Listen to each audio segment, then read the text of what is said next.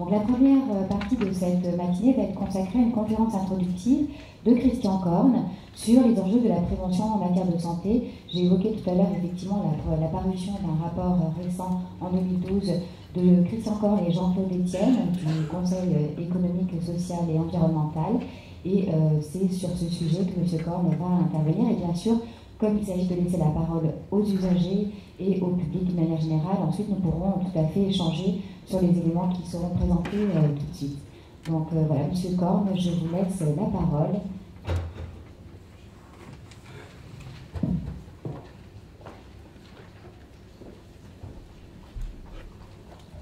Merci. Madame la représentante du ministère des Affaires sociales et de la Santé, Madame la vice-présidente du Conseil régional, Monsieur le directeur de l'ARS, Monsieur le directeur du Centre hospitalier Saint-Joseph, Mesdames, Monsieur le président du CISPACA, Mesdames et Messieurs, je dois d'abord excuser mon collègue, le professeur Etienne, qui, ayant eu des problèmes de santé avant-hier, n'a pu se joindre à moi pour la présentation du travail que nous avons présenté en commun au Conseil économique et social et environnemental à Paris il y a de cela quelques mois sur la prévention santé. Il m'a d'ailleurs chargé de vraiment l'excuser parce que c'est un passionné du sujet. Comme vous l'avez vu, il est professeur de médecine et moi simple soldat, médecin généraliste. Donc l'élève va essayer de parler de son mieux à la place du maître qu'il est dans le domaine. Il a raté la prévention primaire puisqu'il n'a pas pu prévenir sa crise de colique néphrétique avant-hier. Il m'a autorisé à trahir le secret médical, mais je l'ai obligé à faire de la prévention secondaire, c'est-à-dire à ne pas prendre le train hier pour une récidive de sa pathologie. Donc on est tout à fait dans le sujet que nous traitons aujourd'hui. Alors, c'est vrai que nous sommes tout à fait intéressés. Vous nous avez, Monsieur le Président du CISPACA, remercié d'être venu jusqu'à vous pour présenter notre travail. En fait, c'est nous qui vous en remercions parce que ce travail que nous avons effectué avec toute la section Affaires sociales et santé au Conseil économique et social ne serait rien s'il devait rester de ce travail que le document, certes bien documenté, qui vous a été remis lors de votre entrée dans la salle, et si nous pouvions en fait le partager avec des acteurs de santé, des gens intéressés par la prévention aux quatre coins de l'Hexagone, pour non pas venir expliquer ce qu'il faut faire, mais dire quelles propositions nous avions imaginées, et puis écouter les vôtres. Mais c'est vrai qu'en écoutant les orateurs qui m'ont précédé, et notamment Monsieur le directeur de l'ARS, bien que nous ne nous soyons pas donné le mot avant de cette conférence de ce matin, je m'aperçois qu'au travers de vos propos sont pratiquement réunies les lignes principales, les traits principaux qui ressortent de notre rapport et que je vais vous présenter.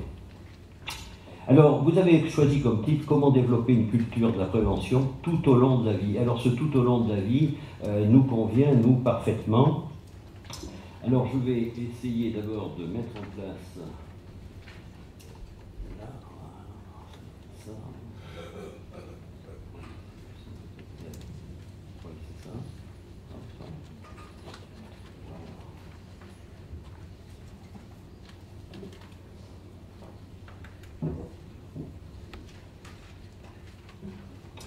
Voilà, alors, pourquoi une prévention santé? C'est une bonne question. Comment permettre à la prévention de jouer pleinement son rôle, de contribuer à nous permettre de tous vivre bien, de vivre le plus longtemps possible et en bonne santé?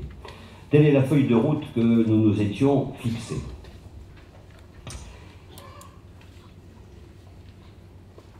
L'allongement de la durée de la vie témoigne des progrès considérables qu'ont connus les sciences médicales au cours des décennies, avec un effet accélérateur depuis quelque temps. Si ce constat peut être considéré comme très encourageant pour les populations, il a pour corollaire l'évidente nécessité de pouvoir conserver les facultés physiques et mentales permettant une qualité de vie optimale. La prévention doit en ce domaine jouer pleinement son rôle, le point de départ est déjà de dresser le panorama de la situation de la santé publique en France. Il s'agit effectivement d'une situation contrastée, comme vous l'avez souligné tout à l'heure. La situation de la France en matière de santé montre des indicateurs restant globalement bons, mais nous ne pouvons pas nous satisfaire d'une situation où les zones d'ombre sont encore trop nombreuses. La mortalité prématurée est plus élevée, l'espérance de vie sans incapacité plus faible que dans d'autres pays de l'Union européenne. Les inégalités sociales persistent. L'espérance d'une vie d'un cadre de 35 ans est en moyenne de 6 ans et demi supérieure à celle d'un ouvrier. L'accès aux soins, vous le savez, reste inégal entre régions et parfois même, et souvent même, au sein d'une même région. Dans le constat également d'une situation contrastée, celui d'une recherche épidémiologique insuffisante. Les constats mettent en exergue l'impact de l'environnement, des conditions de vie et de travail sur la santé des individus. Les constats mettent en exergue la progression des pathologies liées à la pollution atmosphérique. Les constats montrent la progression des maladies chroniques comme l'obésité ou le diabète, ou bien celles liées à l'allongement de la durée de vie. Ces constats sont accompagnés d'études épidémiologiques, certes, mais elles sont nettement insuffisantes. Pourtant, celles-ci sont indispensables à une meilleure identification des facteurs déclenchants ou des facteurs aggravants de ces pathologies. Je disais une situation contrastée, une recherche épidémiologique insuffisante, mais aussi une mauvaise identification des financements. La traçabilité des financements consacrés à la prévention s'avère très complexe. Les crédits d'État, notamment délégués aux ARS, sont incomplets dans leur définition. Les crédits des départements et des communes restent approximatifs également dans leur définition. Les dépenses de l'assurance maladie en matière de prévention ne sont pas clairement identifiées. Certaines de ces dépenses, d'ailleurs, sont comptabilisées au titre des dépenses générales de santé, mais le total de ces dépenses consacrées à la prévention pourrait cependant être estimé à 12 milliards d'euros, ce qui n'est pas négligeable. Enfin, l'avis que nous avons rédigé souligne l'existence d'une gouvernance complexe. La politique de prévention est assurée par une pluralité d'acteurs insuffisamment coordonnés. Au plan national, nous citerons l'INPES, Institut national de prévention et d'éducation pour la santé, le FNES, Fédération nationale d'éducation et de promotion pour la santé, à titre d'exemple.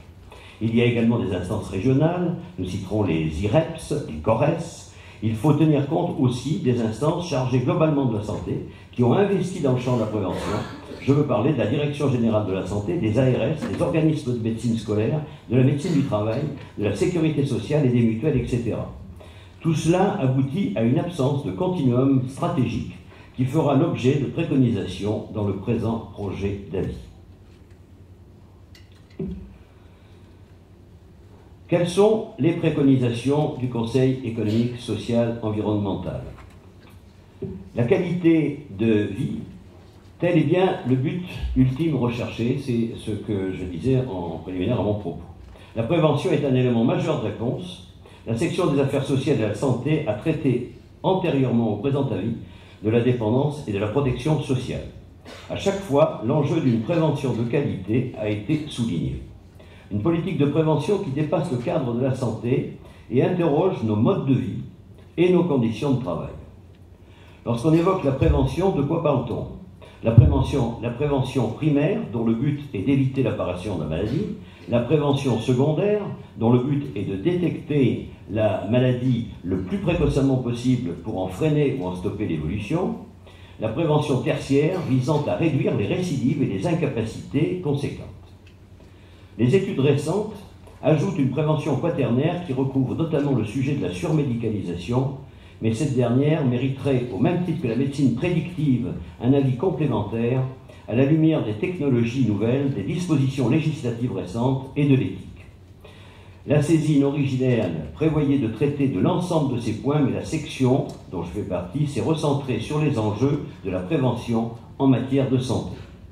C'est donc les trois premiers types de prévention que nous proposons d'agir, initier, construire.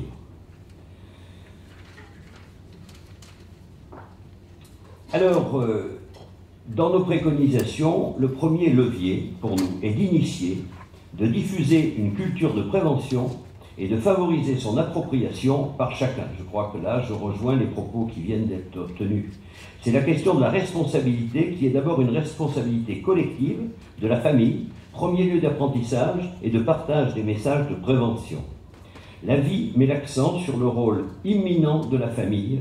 Je nous cite, la responsabilité incombe à la famille et à la collectivité. La promotion de la santé passe par l'accompagnement des parents et l'éducation donnée dès le plus jeune âge pour une meilleure maîtrise de leur propre santé.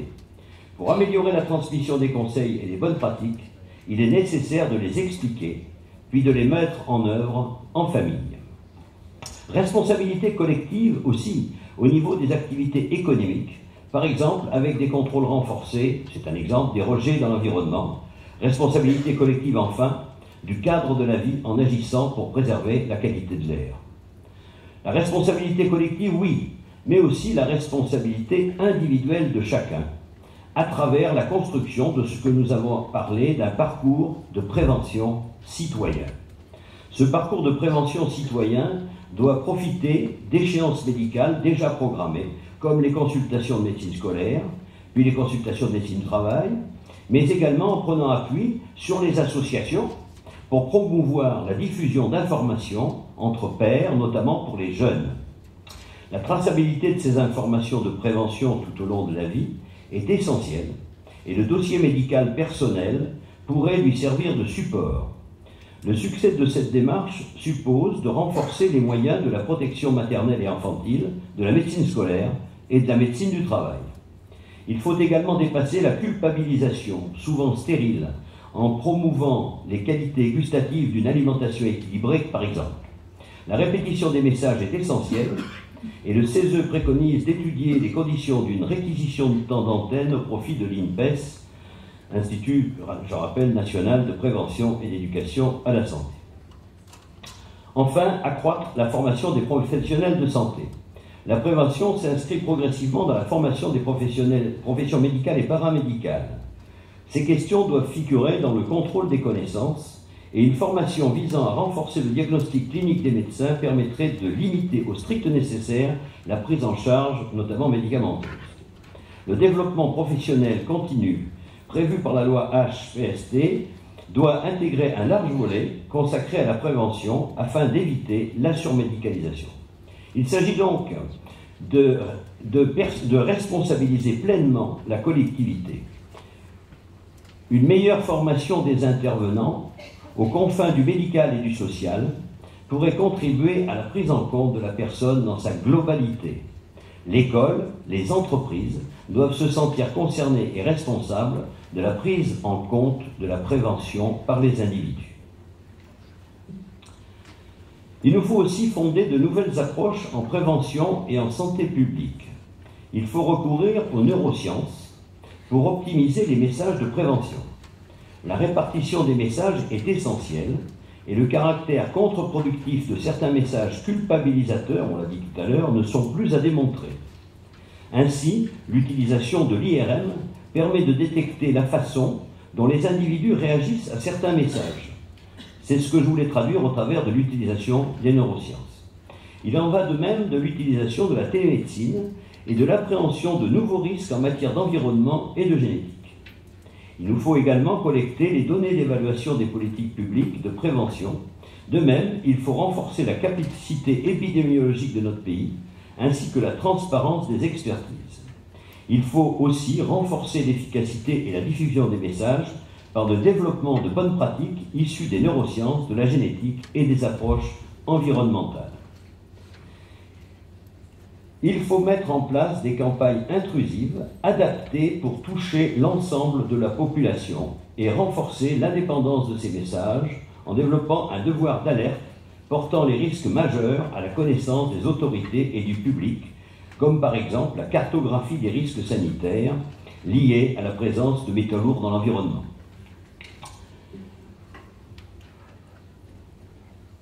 Le troisième axe de préconisation vise à la mise en place d'une nouvelle gouvernance. Il ne s'agit pas pour nous de vouloir créer de nouvelles structures venant se surajouter à celles existantes. L'avis trace les contours d'un schéma d'organisation, c'est une proposition, pour que la multitude d'acteurs nationaux et locaux qui interviennent, ministères, agences sanitaires, collectivités territoriales, agences régionales de santé, etc., soient sous une gouvernance opérationnelle qui est indispensable. L'AVI a fait le choix d'une organisation souple. Deux principes ont guidé les préconisations sur ce sujet de la gouvernance. D'abord, l'interministérialité. La prévention doit sortir du giron du seul ministère de la Santé et impliquer d'autres ministères, l'éducation nationale, l'environnement, le travail, la famille. Le Premier ministre doit valider la feuille de route annuelle de ces ministères en leur fixant un, deux, voire plus d'objectifs prioritaires. Le secrétaire général du gouvernement garantirait alors la dimension interministérielle de leur mise en œuvre opérationnelle. Sur cette opérationnalité, il nous faut mieux coordonner l'action des agences sanitaires en matière de prévention. Le comité d'animation du système d'agences, piloté par la Direction générale de la santé, assume cette mission. Il nous faut élargir leur programme de travail à la prévention en y associant les ministères concernés. Nous soulignons l'absolue nécessité de mieux coordonner le sanitaire, le médical et le médico-social. Enfin, l'avis conclut sur la déclinaison des axes énoncés auparavant, en appelant au renforcement du volet de la prochaine loi de santé publique, annoncée pour 2013. Cette loi, attendue depuis 2010, devra fixer des objectifs hiérarchisés et évaluables. Les objectifs pléthoriques ont montré leurs limites. La mesure du retour sur financement de la prévention est un préalable nécessaire à une bonne allocation des finances publiques. Dans cette loi, il faudra sélectionner les stratégies les plus efficaces en ciblant au plus près les populations à risque. Enfin, il faut mettre en place un pilotage clair assorti des financements nécessaires. Bien entendu, il sera nécessaire de relayer ces objectifs par des campagnes d'information nationales et locales, de mettre en place des logiques fortes de mutualisation, car il est indispensable d'assurer ce fameux continuum de prévention tout au long de la vie, et de dédier un volet spécifique aux jeunes, de manière à avoir une sensibilisation la plus précoce possible. Les structures de prévention, comme les services universitaires de médecine préventive et de promotion de santé, ou les espaces santé pour les jeunes, ne doivent pas voir leur fonctionnement menacé par des restrictions budgétaires. Il faut prévoir un plan de communication qui reste à inventer. Pour conclure, après que des études scientifiques aient démontré le service médical rendu dans le domaine du curatif, de nouvelles études ont montré l'utilité des politiques de prévention, des séjours de prévention santé, avec une éducation diététique et nutritionnelle, une éducation, ça a été évoqué tout à l'heure, une éducation à l'exercice physique adapté à chaque individu en fonction de son âge et de ses capacités physiques, une éducation à la gestion du stress, car un grand nombre de pathologies chroniques, notamment les cancers, sont liées à des défauts dans ces domaines, que ce soit la diététique, la nutrition, la gestion du stress et l'exercice physique adapté. Mesdames et messieurs, avant d'en terminer, je voudrais vous faire part d'une expérience qui est un petit peu, disons, une illustration de ce qui est souhaité dans cet avis. Alors, je suis là en tant que membre du Conseil économique, social et environnemental, mais je suis également donc médecin, ça vous l'aurez compris, et je suis médecin de la ville de Vichy, où je suis également adjoint au maire. Et donc, j'ai l'honneur également de présider la Fédération thermale et climatique française, qui est chargée de coordonner les actions menées par les stations thermales françaises, qui sont au nombre d'une centaine, et qui sont fréquentées environ par 700 000 curistes par an, par 700 000 patients qui viennent dans ces stations thermales pendant une durée de 3 semaines. Et nous avons imaginé depuis quelques années, en accord avec une majorité de ces stations thermales, parallèlement aux cures thermales traditionnelles pour lesquelles les gens viennent s'y rendre, d'instaurer une politique d'éducation à la santé. Parce que, pourquoi? On a effectivement des populations ciblées qui sont motivées. Les gens qui font des cures thermales sont des personnes qui sont motivées pour leur santé, qui viennent tous les ans, des fois pendant 10 ans, 20 ans, 30 ans dans la même station, pour suivre une cure et écouter des conseils, d'hygiène de vie. Et nous avons donc voulu, disons, rationaliser ce que nous faisions de manière traditionnelle et puis l'évaluer. Donc nous avons mis en place, avec des professionnels compétents, des structures de diététique, nutrition, d'éducation physique à l'exercice physique adapté à chaque individu et de gestion du stress. Et puis nous essayons, pôle par pôle, par des études scientifiques, avec des protocoles reconnus par des experts, de prouver l'efficacité de ces expériences. Et donc, je vais vous donner juste, pour terminer, un exemple particulier. Cet exemple, il vient du fait que le directeur scientifique de l'Institut de cancérologie Auvergne-Rhône-Alpes est venu nous trouver, les responsables de Station Thermale, nous disant, voilà, j'ai besoin de vous pour mener à bien une étude qui va se dérouler sur 3 ou 4 années.